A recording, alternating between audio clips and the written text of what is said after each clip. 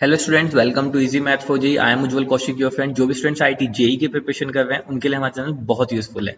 तो आज का क्वेश्चन है, let T denotes the greatest integer and T denote the fractional part. The integral value of alpha for which the left hand limit of the function this at X is equal to 0 is equal to this, then find out the value of alpha. तो देखो यहाँ पे हम सबसे important concept use करेंगे। मैं आपसे हमेशा कहता हूँ कि जब भी एग्जाम में आपके क्वेश्चन को टफ बनाना चाहेगा, वो आपके क्वेश्चन में greatest integer function, modulus function, fractional part ये इंट्रोड्यूस कर देगा। और मैंने अपने चैनल पे इनको बहुत अच्छे से पढ़ाया है, तो please go through that video.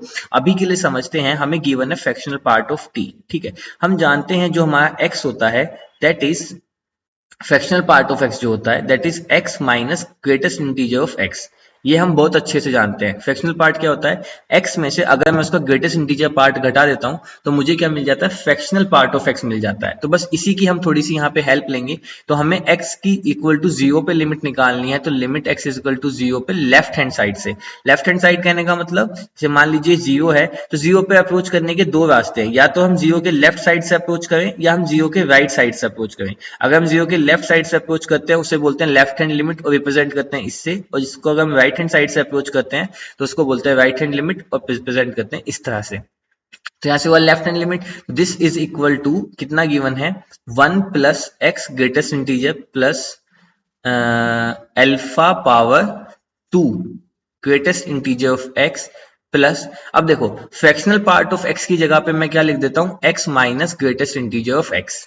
ठीक है, यहां से आया फिर plus greatest integer of x minus 1 upon 2 greatest integer of X plus again fractional part of x की जगह पे मैंने क्या लिख दिया, x minus greatest integer of x. ऐसा मैंने क्यों लिखा, क्योंकि देखो मेरा अल्टीमेट टास्क क्या है, जब भी हमारे क्वेश्चन में greatest integer function, modulus function, fractional part function दिया होगा, तो हमारा अल्टीमेट टास्क होता है कि पहले हम इनको अपने फंक्शन से एलिमिनेट करें। इनको एलिमिनेट करेंगे, सिंपल एक्स की टर्म में लाएंगे तो हमें लिमिट रखने में थोड़ी सहूलियत रहती है। ठीक है, तो यहां से क्या आया, 1 plus X plus alpha raise to, अब देखो यहाँ पे क्या बच जाएगा, सिर्फ greatest integer of X plus X, क्योंकि यहाँ पे 2 टाइम्स था, यहाँ पे ये 1 टाइम था, तो ये कैंसिल हो गए, 1 बच गया plus greatest integer of x minus 1 upon same यहाँ पे भी क्या बच जाएगा, greatest integer of X plus x. ठीक है, अब देखो जब हम 0 के लेफ्ट साइड से अप्रोच कर रहे हैं, तो 0 के लेफ्ट साइड से अप्रोच करें तो सबसे इजी क्या होता है, आप कोई भी एक नंबर मान लीजिए 0 के लेफ्ट साइड में बहुत क्लोज, जैसे मैंने मान लिया -0.0001। ठीक है, अब अगर ये मेरा x है तो ग्रेटेस्ट इंटीजर ऑफ x क्या होगा, -0.0001 क्या होगा, दैट इज नथिंग बट -1।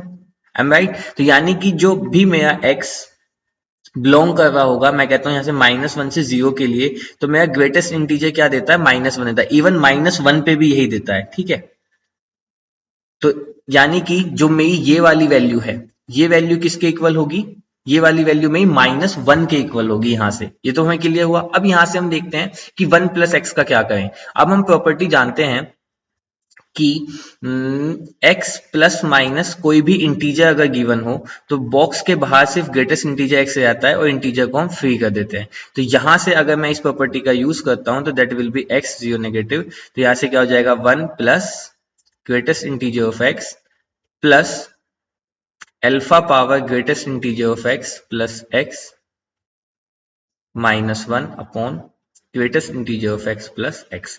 अब देखो जैसे ही मैं x की लिमिट सब्स्टिट्यूट करता हूं तो x की लिमिट पुट करने पे मेरे पास यहाँ पे क्या आएगा, 1 प्लस, अब देखो 0 नेगेटिव, तो इसकी वैल्यू तो कितनी आएगी, -1। यहाँ पे हमने देखा तो यहाँ से ये कितना आ जाएगा, -1 प्लस अल्फा पावर -1 प्लस, अब देखो x की जगह पे 0 पुट करेंगे तो 0 plus greatest integer of x की जगह पे -1 अपॉन यहाँ पे आया -1 प्लस 0। अब ये लेफ्ट हैंड लिमिट मुझे किसके इक्वल गिवन थी, अल्फा -4/3 के। तो this is nothing but alpha -4/3। तो यहां से हम देखें तो ये -1 प्लस 1 0 हो गया, तो यहां से मेरे पास बचा अल्फा -1, ये बच गया -2 अपॉन नीचे क्या बन गया, -1, and this is equal to alpha -4/3। तो यहां से बस अब क्या टास्क है, अब हमें इसे सोल्व करना है। तो इसको हम लिख सकते हैं 1 अपॉन अल्फा -2, अब माइनस को ऊपर ले गए तो ये माइनस का हो जाएगा, ये प्लस का हो जाएगा, this is equal to alpha -4/3 alpha LCM ले लेते हैं तो यहाँ पे आ जाएगा -1 + 2 alpha upon alpha is equal to 3 alpha -4 upon 3। Cross multiply कर देते हैं, -3 + 6 अल्फा इज इक्वल टू यहाँ से कितना हो गया 3 अल्फा स्क्वायर -4 अल्फा। तो यहाँ से मेरे पास कितना आ गया, यहाँ से मेरे पास आ गया 3 अल्फा स्क्वायर, 3 अल्फा स्क्वायर, इधर आके माइनस का 10 अल्फा और ये प्लस का 3 इज इक्वल टू 0। अब अगर मैं इसके फैक्टर करता हूं तो इसके फैक्टर क्या होंगे, 3 alpha square -9 alpha minus alpha plus 3 is equal to 0। 3 alpha मैंने कॉमन ले लिया तो अल्फा -3 -1 कॉमन ले लिया, अल्फा -3 इज इक्वल टू 0। तो यहां से अल्फा की वैल्यू कितनी आ गई 3 और एक अल्फा की वैल्यू कितनी आ गई 1/3। अब क्योंकि देखो हमारे क्वेश्चन में कुछ तो गिवन था, यहाँ पे गिवन था the integral value of alpha, इसका मतलब में अल्फा क्या था, इंटीजर है, तो अल्फा इंटीजर है तो alpha is equal to 3 is my right answer. 1/3 को हम नेग्लेक्ट कर देंगे। तो I hope you are able to understand the video. If you have still doubt you can ask to me into the comment box. Thank you very much, please subscribe the channel, be happy.